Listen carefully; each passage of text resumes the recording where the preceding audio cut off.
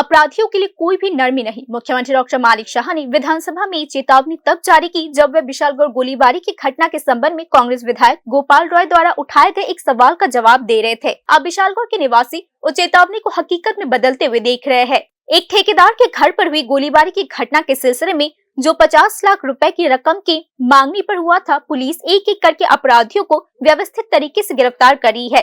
किसी को भी बख्शा नहीं जा रहा है, यहाँ तक कि उन लोगों को भी नहीं जो राजनीतिक नेताओं के संरक्षण में काम कर रहे थे।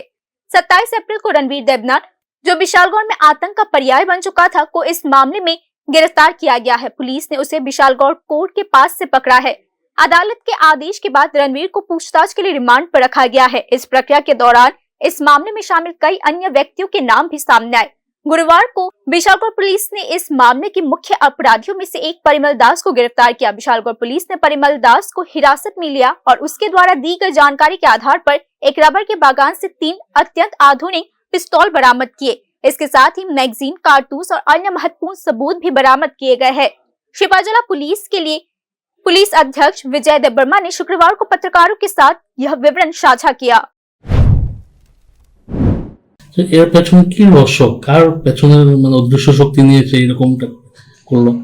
এইটা তো এখন আমরা তদন্ত চালিয়ে যাচ্ছে। এখন অলরেডি তো এখানে আপনারা দেখছেন এই যে রণবীর সরকার যে তাকে আমরা অ্যারেস্ট করেছি, কারণ সে হচ্ছে মাস্টারমাইন্ড এখানে। তার মানে নেতৃত্বে সবকিছু হচ্ছিল।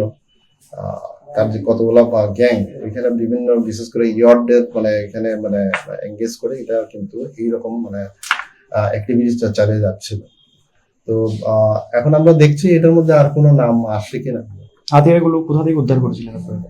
আমরা হাতিয়ারগুলো আমরা মোরাবাড়ি জঙ্গল, রাবার প্লান্টেশনের জঙ্গল থেকে আমরা পেয়েছি, যেটা নামটা কি জয়ন্তপাল কোন একটা বাড়ি আছে, বাড়ির পেছন দিকে।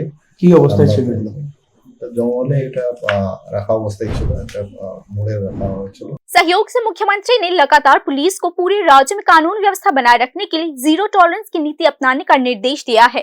मुख्यमंत्री के निर्देशों पर कार्यवाही करते हुए पुलिस नशीले पदार्थों के तस्करों पर एक साथ कार्यवाही कर रही है और पहचाने गए असामाजिक तत्वों के खिलाफ लक्षित अभियान भी चला रही है। उनके राजनीतिक जुड़ाव की परवाह किए बिना पुलिस किसी भी अपराध के प्रति कोई नरमी नहीं बरत रही है। पर्यवेक्षकों और विशेषज्ञों का मानना है कि विशालगढ़ गोलीबारी की घटना के सिलसिले में हुई लगातार गिरफ्तारियों ने एक बार फिर कानून व्यवस्था बनाए रखने के प्रति मुख्यमंत्री के दृढ़ संकल्प को सामने लाया है। Bureau report, news now.